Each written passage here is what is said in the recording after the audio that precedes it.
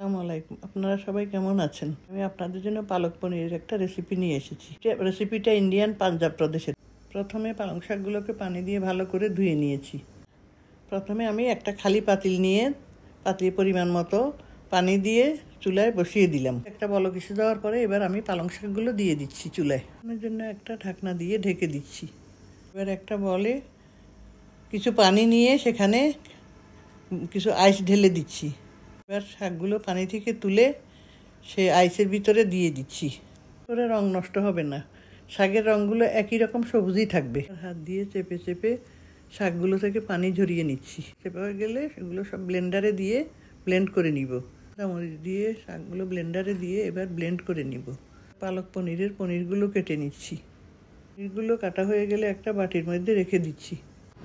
এবার চুলায় একটা হাঁড়ি বসিয়ে তাতে 3 চামচ ঘি, 50 গ্রামের মতো বাটার দিয়ে দিলাম।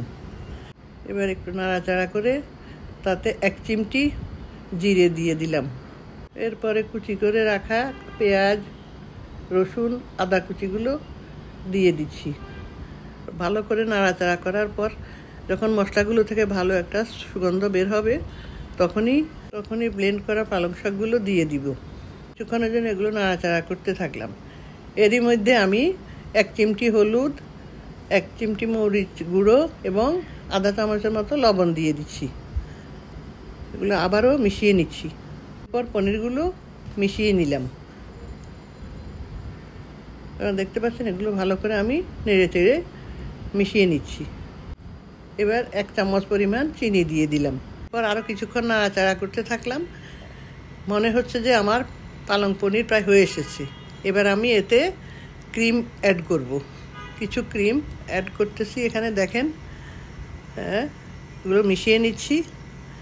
আমার পালং পনির হয়ে গেছে। বাটিতে এটাকে সার্ভ করে নিচ্ছি।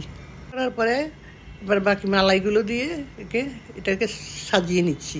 এই ভিডিওটি আপনাদের ভালো লাগবে। যদি ভালো লাগে তাহলে আমাকে আপনারা লাইক দিয়ে পাশে থাকবেন। ভালো থাকবেন, সুস্থ থাকবেন। আল্লাহ হাফেজ।